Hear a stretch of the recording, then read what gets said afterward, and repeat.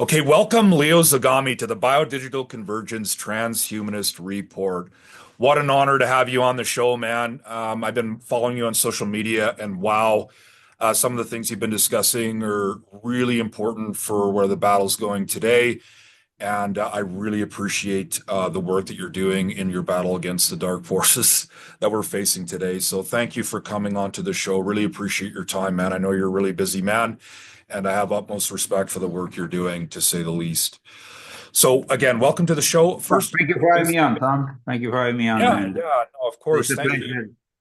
Yeah, no, it's great, man. Big fan. Okay, so first order of business, I'm going to read the extended bio. Really important here. So, Leo Zagami, he's a journalist, a writer, and a Vaticanist. Leon Zagami. Uh, he's written 12 books, which I've started my journey with his work now, and I recommend everyone read his material. But let's dive right into his biography here. So, he is a I writer, want to researcher. correct you there because it's actually more than 12 books. 12 Confessions of an Illuminati plus Pope Francis the Last Pope, An Invisible Master, and so Okay. and some other Yeah, yeah, books. yeah. I stand But I'm corrected. saying No, that's great.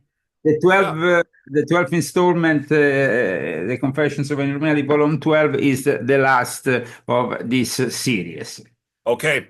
No, 100%. Thank you for correcting me, man. That's what I'm all about. If I said something in error, I am more than happy No, to be I corrected. wanted to make your audience acquainted with my work in a correct way. Absolutely. That people Absolutely. need to understand that the work I'm doing here with the series has been very important. It took many years, and at the Yeah. same time, of course, I did also Pope Francis the Last Pope, which was a bestseller, always on Yeah. these kind of topics in relation to the Vatican, and the Invisible Master instead, which is closer more to ufology and that kind of topics. Yeah. This is all relevant stuff, man. Yeah, no, 100%. No, thank you. Okay, so let's get through your bio and then we'll dive right in. So basically, Leon Zagami is a writer, researcher, and the son of Dr. Elio Zagami, a well-known Jungian analyst, writer, and co-founder of GAPA, independent group of analytical psychology, of which he was president. His grandfather, Senator Leopoldo Zagami, a Sicilian politician, was also a known historian and author who married into the aristocratic family of the Marquis de Gregorio. Leo's mother, Jessica Leon Young, is a member of the family of the Queen Mother of England. Her father, Henry Leon Young, was also a writer. Felicity Mason, her mother, Leo's maternal grandmother, helped Leo develop his talents from a young age. Felicity was a collaborator and friend of avant-garde eccentrics such as William Burroughs and Brian Geeson. Brian She, Gadsden, actually, he was a Canadian, by the way. oh, really? Well, that's That's, interesting. Yeah, yeah. Okay, cool. Yeah. She was also known under the pseudonym Anne Cumming that made her famous in the 80s as a controversial novelist after working for many years in the cinema business with prestigious figures such as Fellini and Zeffirelli. Zagami, who is known for a brilliant career as Leo Young in the media and music industry as a record producer, became quickly popular on the web in 2006 because of his direct involvement in the New World Order and secret societies known to the majority of us as the Illuminati. His blog rose quickly and gained attention from people such as David Icke for its accurate, fully documented, groundbreaking inside information. Between 2008 and 2013, Zagami published books in Europe and Japan based on a variety of subjects that range from the history of secret societies in the Vatican to geopolitical matters concerning the New World Order. In 2013, he collaborated with well-known Italian journalists Ferruccio Pinotti and Giacomo Gialazzi in drafting a chapter for their Italian bestseller Vaticano Massoni, which was released in May 2013, dedicated to the secretive world of Vatican Freemasonry. Zagami has collaborated with a series of articles and scoops for InfoWars and was a protagonist of a highly successful documentary made by Alex Jones in Rome called Demonic Possession of the Vatican Exposed. Leo also was one to reveal to the world on InfoWars the gay Vatican drug/orgy in the summer of 2017, which forced mainstream media to later cover the story. So after publishing many books in Italy and Japan with great success, he reached the English-speaking public thanks to a book deal made with San Francisco CCC Publishing that made Leo's first translated works available in the English language. So Leo Zagami has written over a dozen books, including the bestseller Pope Francis, The Last Pope, released in the US by CCC Publishing. So 2019, Leo moved to Palm Springs, California with his wife, Christy, who runs the Cursum Perficio publishing house to avoid political and religious persecution in Europe. His latest book, Confessions of Illuminati, Volume 12, Volume 4, Volume 5, Volume 6.66, Volume 7, Volume 9, Volumes 10, and Volume 11 were written in English language, not translated from Italian like previous books. Okay, so that's a lengthy introduction, but I think it's very important to list off so people get an idea like of the tremendous effort that you put into this. I mean, it's just like I'm amazed. I'm amazed too that you've decided to help us, like, people that are looking for truth, because the lack of education is just simply, in my view, profound. And but the information is there now, right? If you're willing to look, like that's the way I look at it for myself. Like if you're looking for truth and you're looking for knowledge, I mean, there's people like yourself and others like that are presenting the information. It's just you actually have to invest a little bit of intellectual effort and do some of the soul work, right? So again, welcome to the show, Leo. Um, do you have any words you want to say right off the bat? Just jumping in here. Well, I mean, regarding what you just said, I think people often, for laziness, just tend to pick up maybe a page or two on the internet and think they know everything about a character, a book, or a Yeah, topic. That instead, like you said, being clever enough to dedicate some time, intellectually speaking, yeah, in into a book and going deep into the analysis of it can really enrich you. And that's why my books, as you know, I always provide a vast, very vast citation, yeah. footnotes, You and do. all the rest that, in a way, help the reader going further into the study of the topic of the book in question. And that is also something that I always have encouraged, also when I was in Freemasonry in my lodges, to not simply scratch the surface, but to go really deep into the analysis of certain subjects. And so today, of course, like I said earlier, I just finished this confession series with a bestseller, which is a book dedicated to the history, secret societies, and the politics of this Jesuit New World Order and the Luciferian court, which is, after many years, the completion of a series which started many, many years ago Mm. in Japan, then was published in Italy, and then finally, like you said, it was published in America, and it was also published in other parts of the world, believe it or not, in Africa, in Nigeria, in Bulgaria, in some very weird countries that seem to have Yeah, interest on these kind of subjects. Of course, the understanding of these confessions, it requires, like you said, time and an yes. intellectual effort.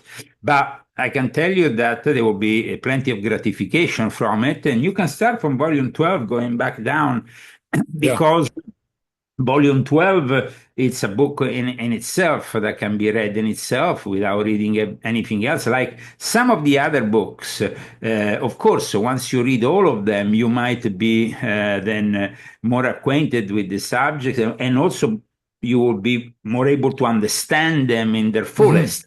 Now, the Jesuits was the last installment because they are the controllers of the controllers, the ones that control Freemasonry, the think tanks, the Illuminati, every secret society possible and imaginable, a politician, the businessman, and so this is really for me very gratifying to have a bestseller that came out in Yeah. a very appropriate moment, which I completed just the day after the Pope died, Pope Francis, Mm. and then of course I had envisioned already in this book, because it talks about the Jesuits having taken over the Catholic Church, and not only that, what kind of Pope we will have next, which was fully confirmed by the election of the current Pope Leo XIV.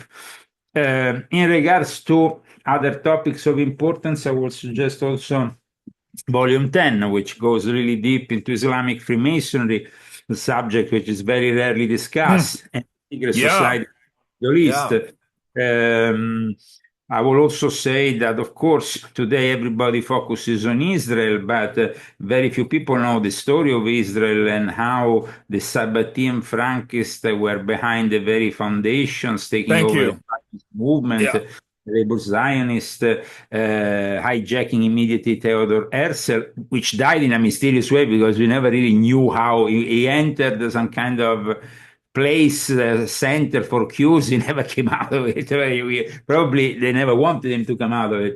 So this book for me, Volume 10, has been very important, and I must say, has received great reviews even from Muslims. If you go and check Sufis, which I criticized at some points, I was fairly critical in the book, but they had Mhm. to admit that I was fairly on point with Yeah. with the way I analyze the subject and I criticize it. Then, of course, I had volume 11, which also I brought out last year, which is about the past, present, and future of mind control, and from Sun Tzu to MK Ultra and beyond. And when I say Sun Tzu is a subject which I touch also in volume 12, because Sun Tzu is the author of The Art of War, which was first translated by a Jesuit, Father Amiot, in 1772. It was published in Europe just before the suppression of the Jesuits, and that probably led Napoleon to have achieved so many military success, so much military success. However, this is a book also that explains the level of coercion of control that our society lives every day, and most people are unaware of it, of course. No. Yeah. No. I mean, like you talk about everything. I mean, you've put to me, like, okay, from I've read through one volume seven, I read through completely. And as you mentioned, the Sabbatean Frankists, now that is something I've only heard you talk about from the people. I mean, I'm not sure if others are, but I mean, I thought that that was Very, very, very, very few people tend to no, they discuss don't even know about it. it. Yeah, see, you've pointed that out, and I think that that's really because this particular rabbi, if correct me if I'm wrong, he saw himself as a Jewish Messiah. I think in the year what is it? I think Hmm. it was 1666. Actually, I'm not exactly sure about the date, but Yeah, yeah. And then let's say this, in the 17th century, this rabbi ended up gathering a lot of relevance within the Jewish world, and over half of hmm, the population in Europe believed he was the Messiah. However, wow, when pressed by the Ottoman Sultan, because he was born and raised in Turkey, he actually capitulated and converted publicly to Islam in 1666, which led most of his followers to go elsewhere and go back to the in yeah, search of the real wow, Jewish faith. But at the same time, some of them instead resisted, became the Dommeh, the crypto Jews, and then this heresy within the Jewish religion persisted. And somebody a century later who claimed to be the reincarnation of Shabbatai Zevi, who was Jacob Frank, then born in Ukraine, brought a lot of attention on him and brought 20,000 converts to the Catholic faith, was nobilitated. He was very much connected, wow, as I explain in my books, as you know, to the secret societies of the time, certain rites of Freemasonry. So there was definitely within all these mystery schools that then hmm, produced what we commonly refer to as the Illuminati, the touch, the infamous touch of this Shabbatai Zevi character, who apparently, whose father was also working for the British, and so in a way he was also doing the interests of what the British wanted to do by, in a way, forcing later on the Jewish people living in Europe through pogroms, through the Holocaust, and everything else to go to present day Israel, and that was the beginning of a big mess, as you know. hmm, Then also, this was a beginning of a big problem also for those people within the Jewish faith that in reality didn't want to necessarily go back to a physical Israel. And so it brought a lot of persecution, like we said, that they might Mm. never have received. And still to this day, there is all this controversy. We Mm. see what happens in colleges and universities with people pushing their anti-Semitic Oh, tones. it's huge. Yeah. With the support, of course, of an educational system, like I explained in Mm. Volume 12, this educational system is been always controlled by the Jesuit order, the Society of Jesus, which Mm. is an order almost 500 years old, born in 1540, formally accepted by the Pope, actually established in 1534 in France, in Montmartre, in Paris, and then an order that conquered the world and became the most influential military religious order, even if they don't like to be called military because they are not formally military, like, for example, the Knights Templar, Right. Yeah. but they are military in the way they operate, and they have a general on top that acts Well, in a yeah, disciplined I way. mean, the battle first starts in the mind. I always say that. If you can win the mind, you've won the war. Like to me, And like it is because a it's win, of all course, in mind through education. A certain yeah. mission was passed from the Jesuits when they got the Pope to accept their constitution, and that mission was the mission of education, which brings us to the control of the narrative, no, in a way, Mm. which I think is very important. So people today, of course, live through the narrative of the mainstream media of Yes. what is sold to them. And that's why Yeah. my last book is on a subject which nobody touches. The Jesuits, No. in the last 40 years, like I explained also in the back cover of the book, there has been basically almost no books written exposing the Jesuits, if not a I handful haven't of heard of it. Yeah. Malachi Martin, the Jesuits, who himself a former Jesuit. And then you had Eric John Phelps, you had the Rulers of Evil by Susie. That's it. I mean, we're talking about really free books for a topic which should deserve tons of books. But Yeah. like I explained, nobody in the academic world wants to go and ruin their reputation attacking an order that has so much influence in the Yeah. academic world. And so I wanted to touch, Yeah. like I think it's right to also explain to your audience this subject in my latest book. After I also felt well acquainted with my writing, with my literary skills, with the way I will expose this perilous subject at times, because you are going against the Oh yeah. people, of course, are the scholars of the church, the scientists of the church. I remember always in my chats with Jesuits and stuff, they always praise themselves as being the scientists of the church. And the fact that I had a direct experience being born Catholic, being born within a world which was privileged in nature, the aristocracy that maybe Americans don't know about, if not from maybe the fairy tales or the movies or the books, is a Yeah. reality that still exists in Europe. Of course, it's no Mm. longer the reality of hundreds of years ago, where, of course, during Yeah. feudalism, there was absolute control and you had to kiss my ring or both and me, I will pass with the carriage, and that's Yeah.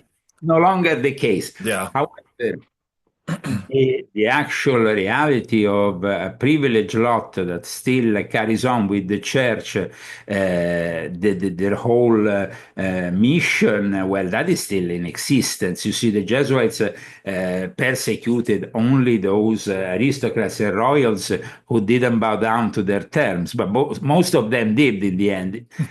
In a way, we can say that maybe the most resistant ones were the British royal family, the English monarchs that, Mm. of course, were fought from the very beginning of the Counter Reformation, because this was also a religious mission, the Jesuits to prioritize the Pope. And when the Reformation came around, fighting the papacy Mm. with the Martin Luther, Calvin, everything that was happening around Europe, and of course, the royal family in England declaring itself head of a church, the Church of England. Yeah.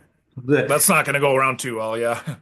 No, it didn't go around too well. So No. we can say that when I say Luciferian court, Hmm. I'm describing a subject that obviously people will find at times difficult to Yeah. fully grasp, but I try to make it very understandable in my latest book, so don't be worried about that.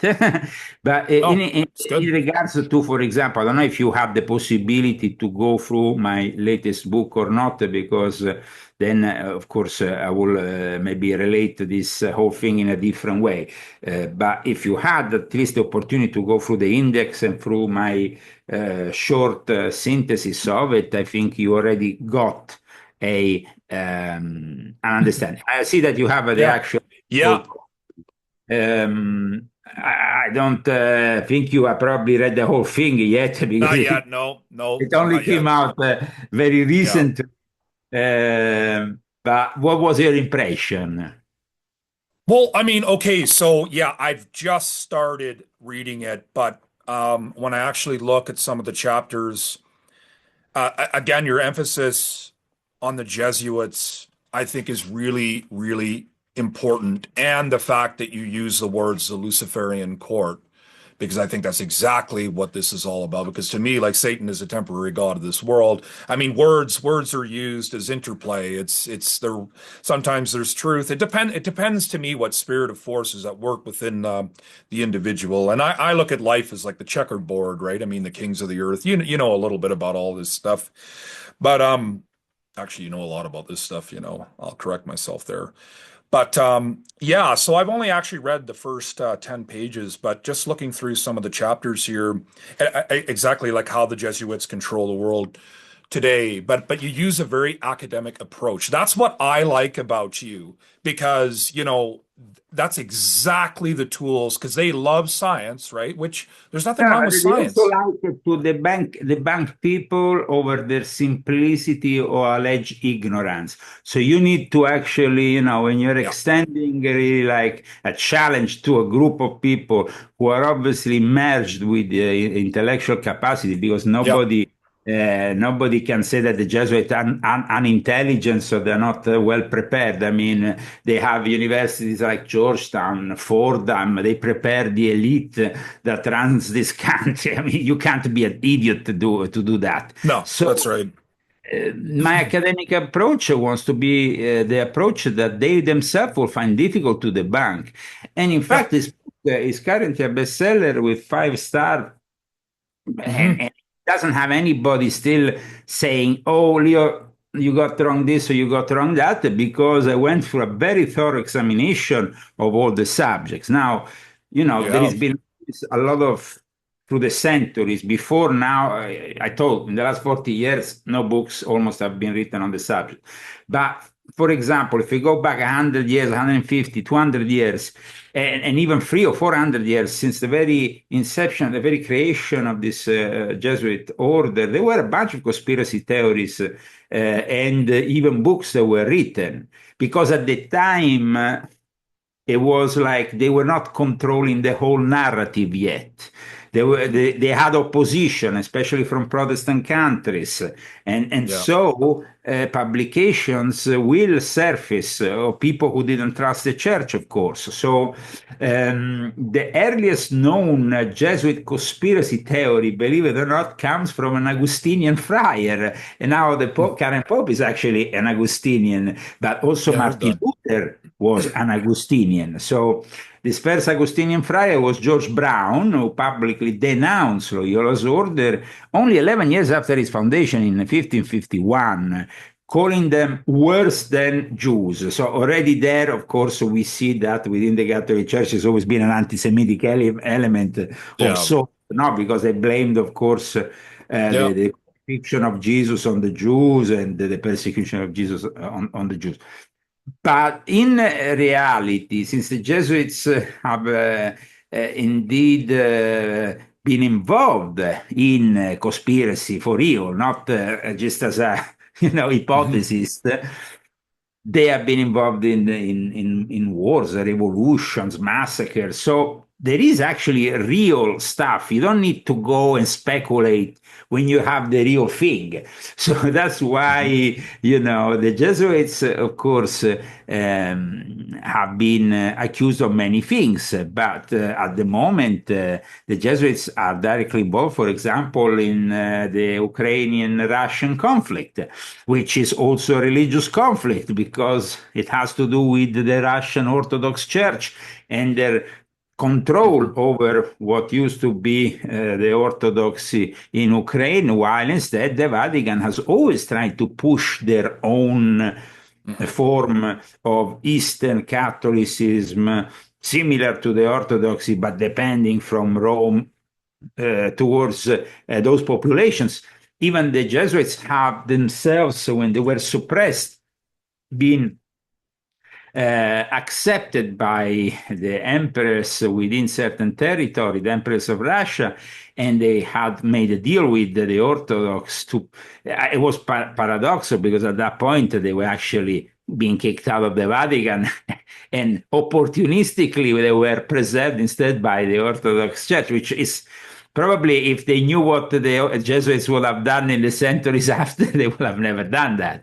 And in fact, when the Jesuits were reinstalled in the Vatican, immediately Russia prohibited the Jesuits in their territories. So the Jesuits are, in regards to even the Second World War, people don't know, but when Hitler troops were advancing in World War II, credible sources show that they were present with the SS as Jesuit converters, so they were working along the Nazis. At the same time, though, like I explained in my book, they were working along the Freemasons Sure. to prepare a post-World War II after the Nazis might have been defeated. So they were always present with their Everywhere. tentacles in on both sides, let's not forget the French Revolution, the spread of the cult, because it's a cult of the Age of Reason.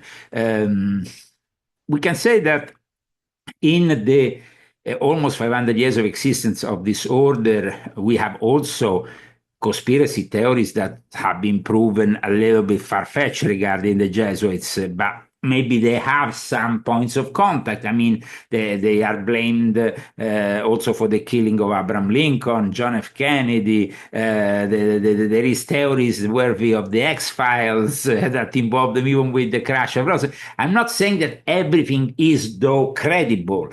And that's why in my book, as you know, I base on facts rather than hypotheses, because if we wanted to be hypothetical, well, You say then anything. the book Yeah. would be this big and it Yeah. would probably contain stuff that in the end will bring the reader to have a fantastic rather than a realistic notion of this subject that I'm trying to bring Yeah. forward. No, I think So, your approach is good. It's the right approach and the right tools to me, like the intellectual sword, if you will. And it's well done. I mean, that's what we need. Like we need that. Like you said, like but if also not hiding, like maybe even the good things that might have been done, but at the same time underlining and outlining the presence of certain Jesuits by name, not just simply saying the Jesuit, but say which Jesuits today, yesterday, yes. and in hundreds of years have done certain things. Now, that is really something that came to me when many years ago, at the beginning of 2014, I first had the idea of doing something on the Jesuits because, like I explain in the book, I simply found myself in front of the Jesuit headquarters, which is on the other side of the road from the headquarters of the Knights of the Holy Sepulchre, which at times can be a very respectable bunch. It depends. There is good ones and bad ones, but overall, it's the oldest knighthood in the Vatican.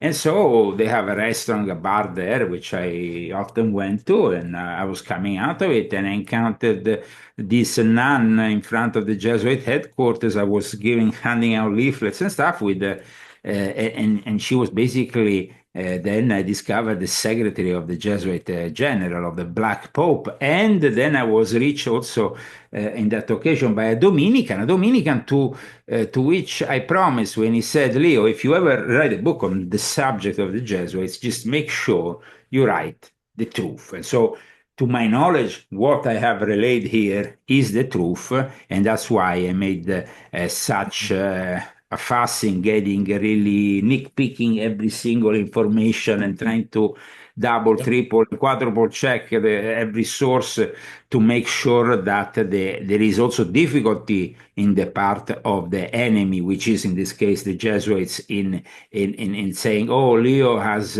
made up certain stories. No, Leo is actually citing every single correct source, so you then are screwed because you have screwed yourself, the world, by conspiring behind the scenes to take over this religion, the Catholic religion, and use it then as the base for the establishment of a one world religion. And like I explained in this book, is something that wasn't born in a day, but in hundreds of years, a project which saw them with their missions all across the world, picking up from one and the other culture every single element of interest from pagan cultures Hmm. of all sorts, from South America to the extreme east, China, Tibet, India, wherever they went, they were capable of understanding the local religion, and then at that point, picking from that religion certain elements and mixing them with Catholicism, which by its nature is universal in its approach. So it's a form of Christianity which, with all the variety of saints and all the variety of traditions, tends to embrace previous pagan rituals or traditions without then being noticed for that reason. A lot of Protestants have always had a problem with that kind,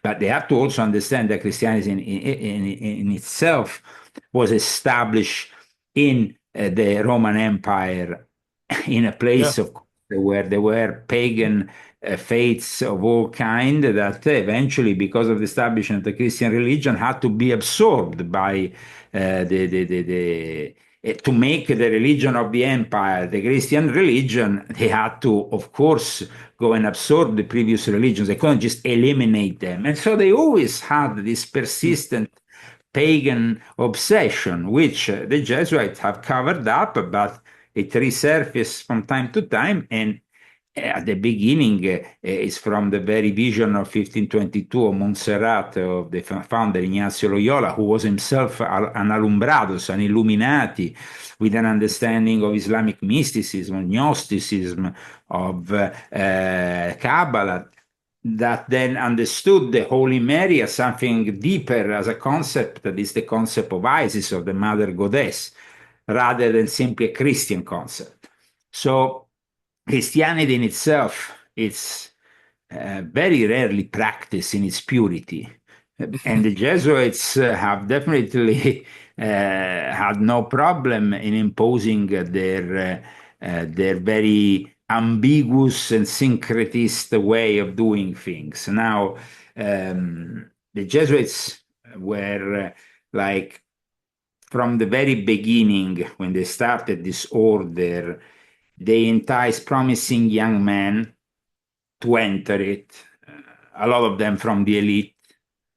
They knew, of course, that their mission focus on education made it easier to recruit people from the elite because people from, remember that for hundreds of years, culture was almost an exclusivity of the church, especially in countries that where the church almost ruled. But in any case, they were in charge of the education. Most people, peasants, didn't have this education, didn't have the possibility of learning to writing or to read.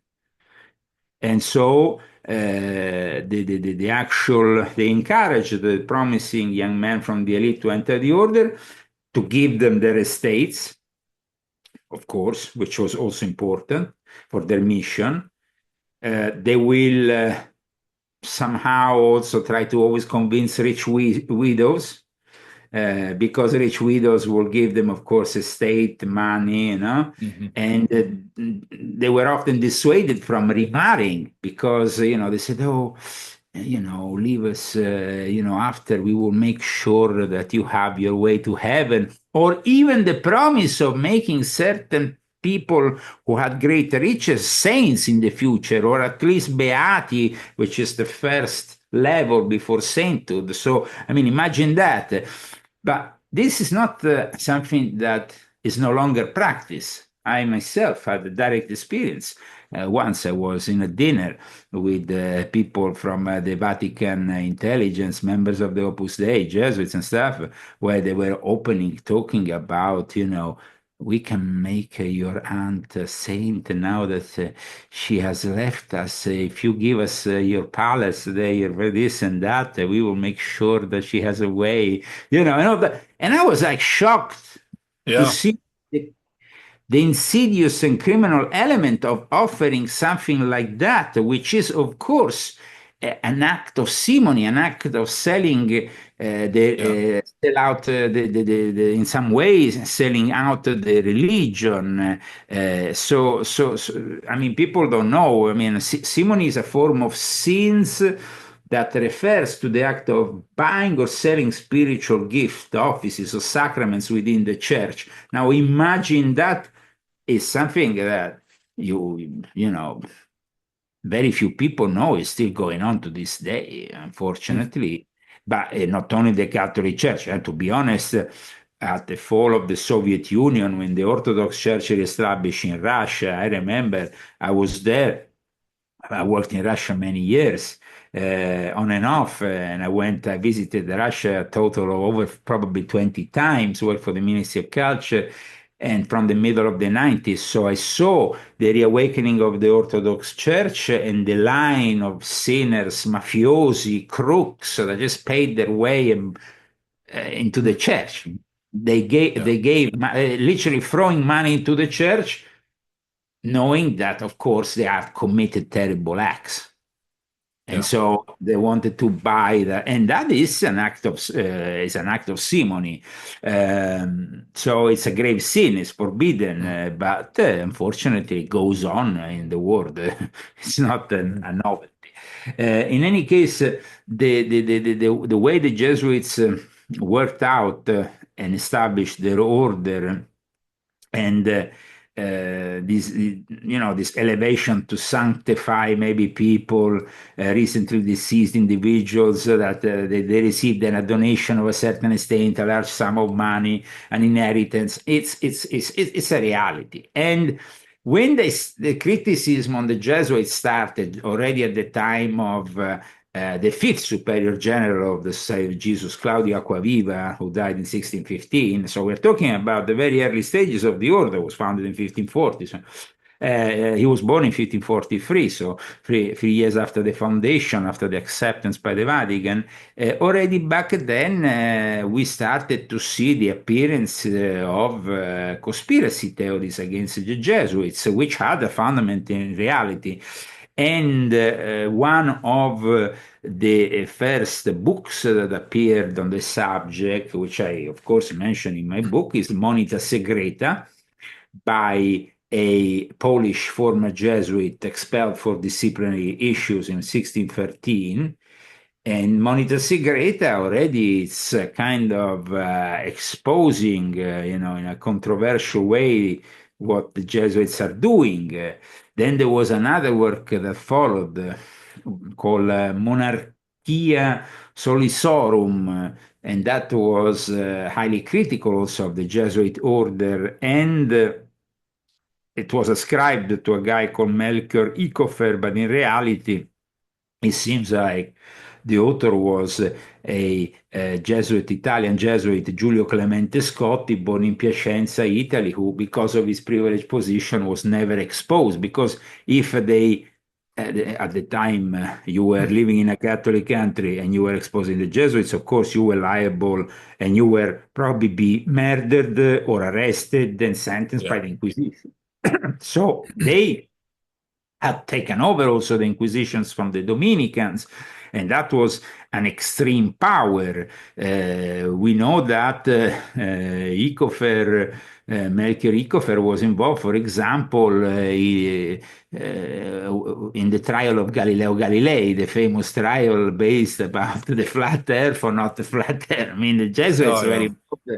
also in keeping the narrative of the church in certain Yeah. topics, astronomy, and of course they were almost pioneers in astronomy since the very foundation. They were obsessed with astronomy and mathematics. So they saw the astronomy as something that could lead them also to exchange knowledge with other cultures, like China, for example, which they did. But the actual trial of Galileo Galilei, I mean, if we think about it, I mean, we are talking about a narrative. Now that today, you have all these conspiracy theories, the flat earthers, oh no, the world Hmm. is not, it's flat. And I Yeah. tend It's to listen, you are in line with the Jesuits and the Vatican 500 years ago, maybe, or 400 years at least ago, maybe you will have received an award for your efforts to maintain this yeah. narrative. Yeah. But nowadays, you have completely failed. So we know that the way the Jesuits work is like they try to, after they failed with the Galileo Galilei, and they understood, of course, that they made a brutta figura, as we would say in Italian, a bad image could be portrayed out of the fact that they didn't, scientifically, they had got things wrong.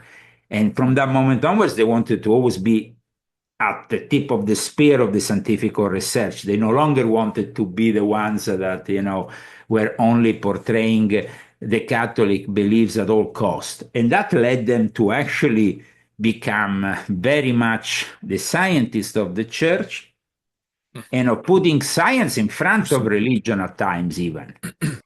Hmm. So they had also that kind of element.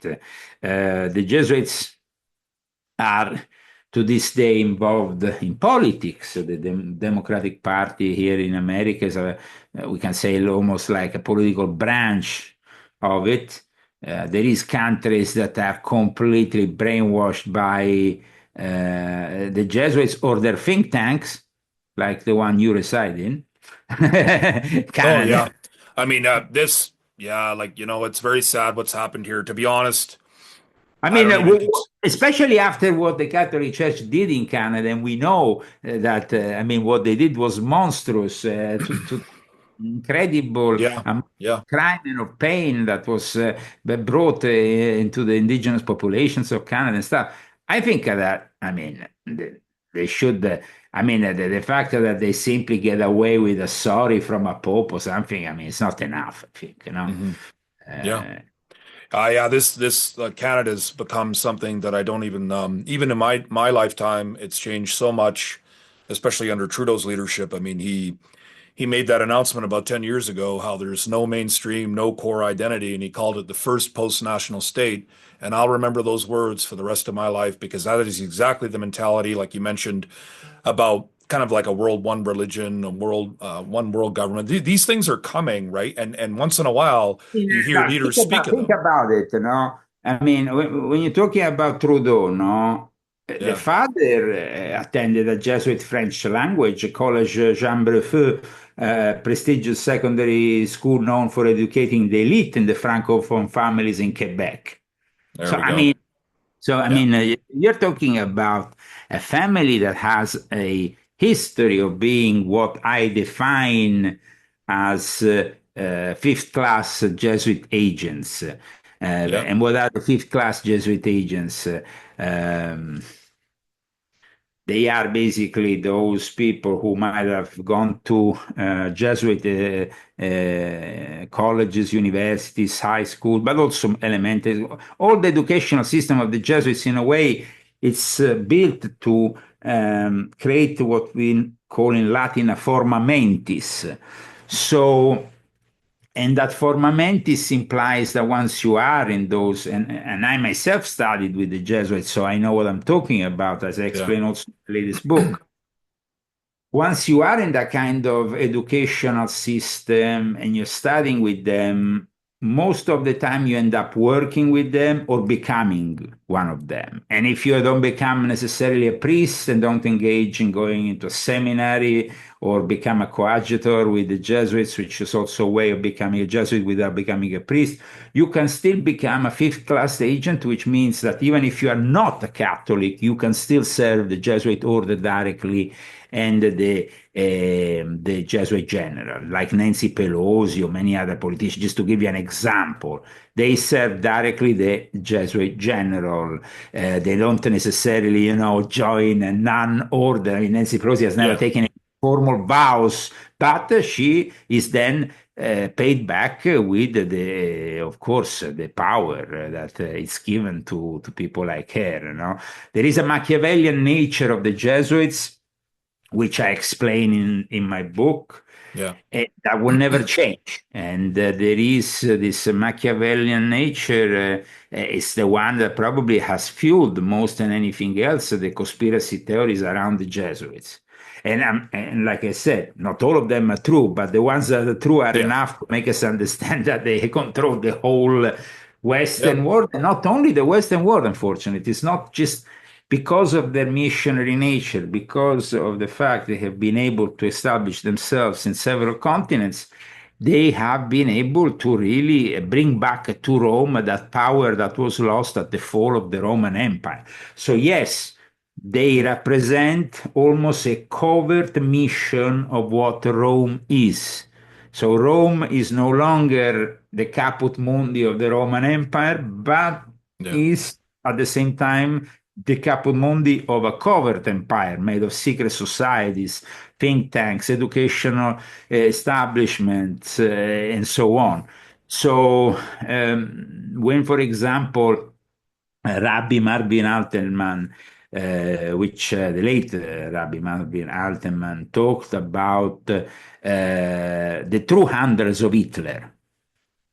And he made a statement that was very strong because he said that there was basically Hitler in his earlier years, Hitler had been approached by a pagan Buddhist elite who may have had also Sufi link, and this is typical of the Illuminati of the time, especially in Austria, Theosophists, people like the founders of the OTO or the Nuovo Ordo Templi. They were immersed in a series of things that tended to mix things. In fact, he actually, like I explained in volume 7, which you have read, there is a whole chapter now where I explain how the swastika was inspired by the Theosophical Society, by Franz Hartmann in particular. And so Hitler then found himself raised also politically by the help of the two Gesellschaft of Rudolf von Bottendorf.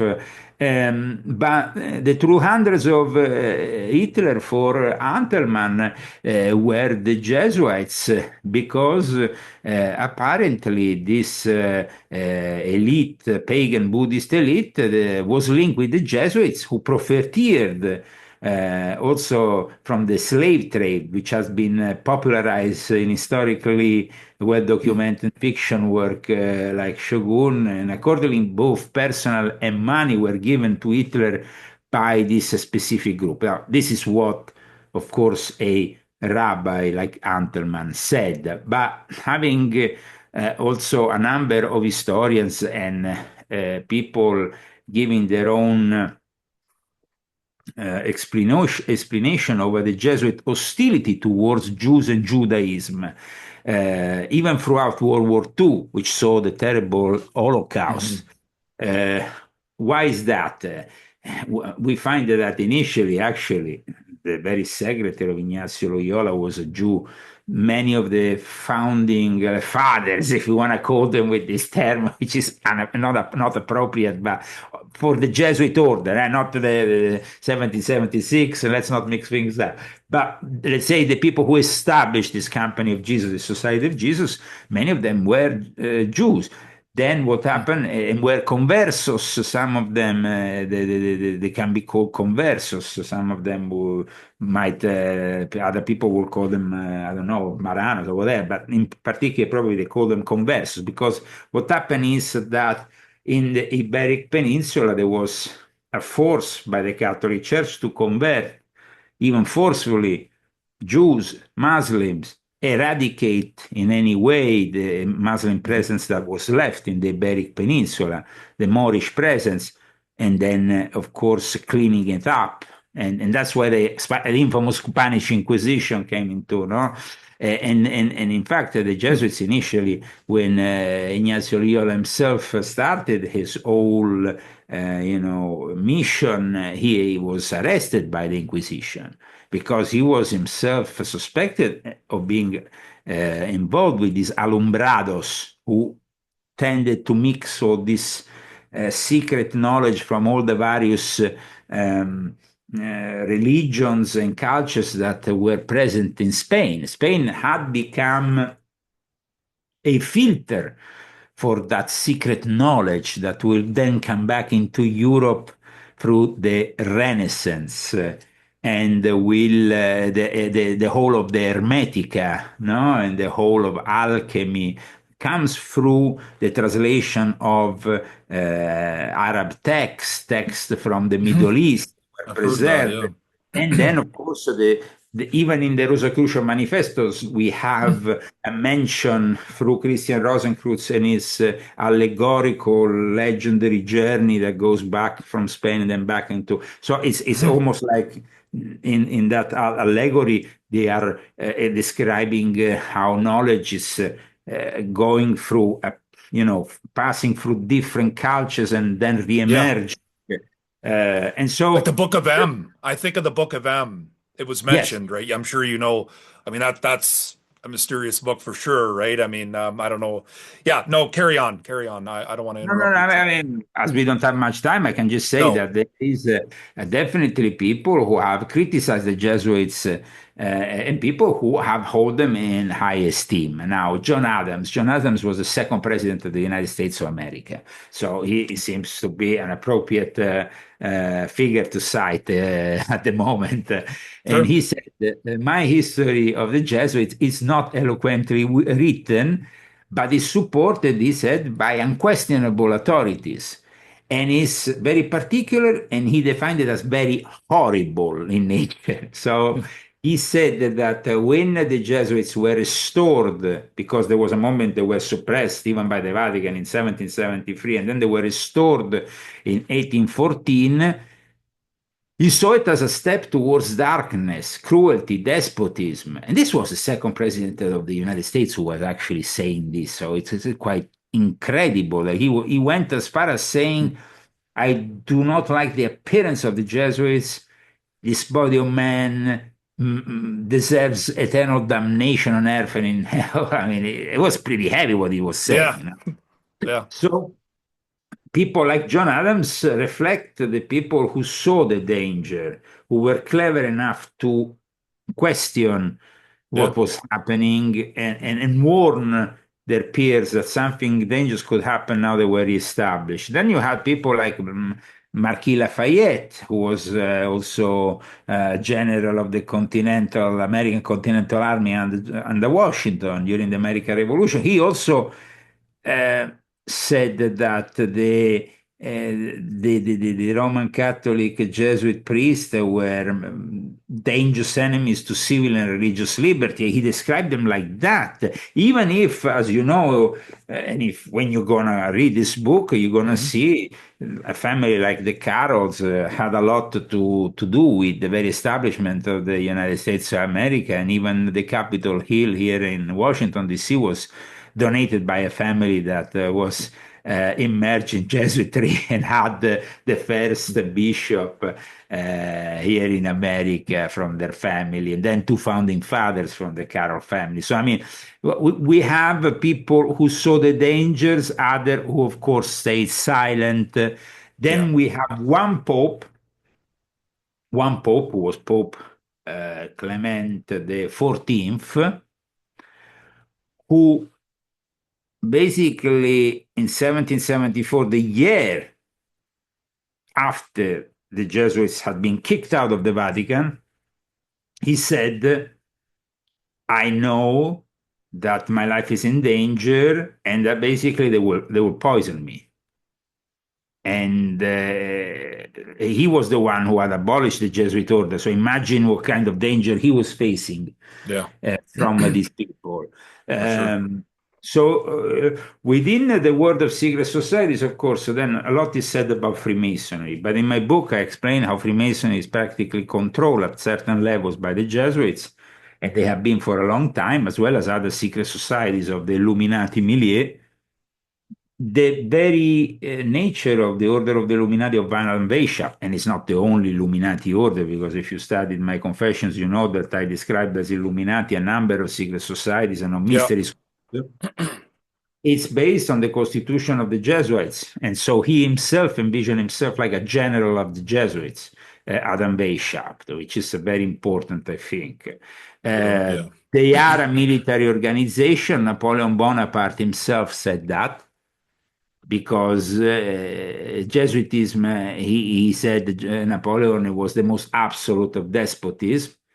And just to conclude here on some citation of importance, Abraham Lincoln, of course, was killed. Some people think that the hand of the Jesuits was present in that. Now, we don't want to speculate. Like I said, I try to base my yeah. work more on, I get on that. proven facts.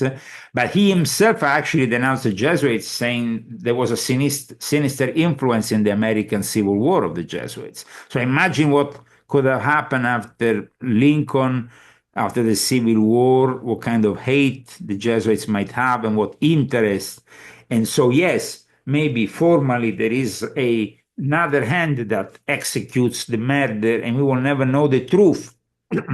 But yeah, just as many other conspiracy theories that are not completely unproven because the nature of the Jesuits is very covert, very sinister. yeah. That's And right. Yeah. but at the same time, like I said, I didn't want to make this book this big. I wanted to make it this big, and I wanted to bring you I this. get you. I get that's why I really respect what you do. So I want to thank you very much for having me on today. And of course, if you want Yeah. to give me a last question, because of course I took a bit of time by answering, but No, I mean, no, that was really good. I wanted it to be a flow of information coming from your heart, what needed you felt what you needed to say during our time together. So, I appreciate that. And I just want to highlight, where people can find you. Of course, leozagami.com. You're on X, you're on YouTube, you're on yeah. Facebook. I mean, so you're basically everywhere, right? And I would recommend, highly recommend I try everyone to to maintain read. my presence. I must say that it's not always been simple.